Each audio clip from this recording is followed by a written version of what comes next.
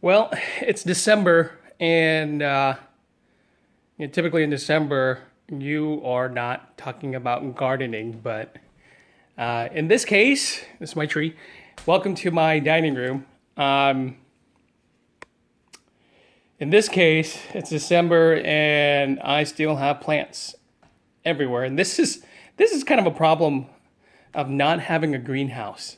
I think that is definitely on my wish list this year to get a greenhouse. I don't have to store all these tropical plants inside of my dining room.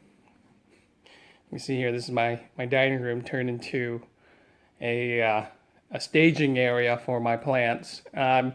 So in this video today, I just want to kind of give you a quick tour of what happens in the wintertime when you don't have a greenhouse.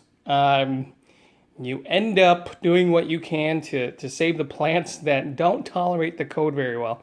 Now in Seattle over here, it's not that bad.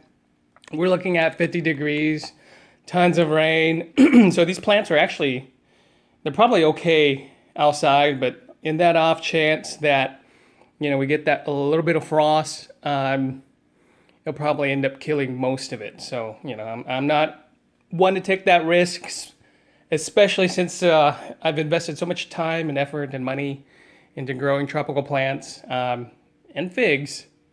So I definitely don't want to take that risk. And they are inside of the house with me for the winter. So anyways, everything's doing pretty well. That guy right there, that's my papaya. All the leaves fell off when I took it into the house, but it's doing good. Check this out. I mean, it's got new leaves in here. The humidity during the wintertime inside of most houses are really low. So every day I come by and I kind of spritz it with my spray bottle right here. Just to increase the humidity and just to let some of the leaves kind of absorb some of the moisture. Yeah, so they all look like they're doing pretty well. I don't have any additional lighting on them, so some of the plants are growing pretty leggy, like this Gynura Procumbens. It's gotten really tall. There's a lot of space in between each leaf node, which tells me it's stretching up for light. So, it is what it is. It's inside. They're surviving. They're doing good. Yeah, that's Cherimoya right there.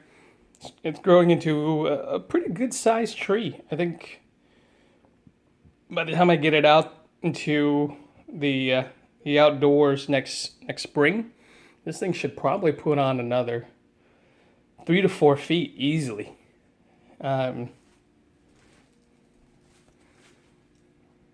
This right here is my dragon fruit grown from seed.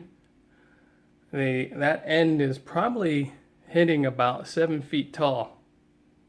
Pretty close to it anyways. I've noticed that when I take it outside, the dragon fruit, it tends to grow thick and really girthy. So this is an example of that. Thick and girthy. This plant right here, it's another dragon fruit. It got kind of twisted up, so it's kind of weird. But yeah, it's real thick. Anyhow, I'm not sure if I'll ever get fruit, but it's fun to grow regardless. This is my Djibouti Cabra. Probably not pronouncing that correctly. It's a Brazilian plant that grows fruit on its trunk. Kind of weird. I mean, it looks disease-like. Like it's got a whole bunch of boils, but they're supposed to taste like muscadine grape. Really sweet and tasty. Going back to this guy right here, this is my Vietnamese guava. When I first bought I bought it off of eBay. It was literally about 8 inches tall. And this is pretty much one summer's worth of growth, which is nice. Yeah, I got a few other plants in here, but not worth mentioning. I got some longan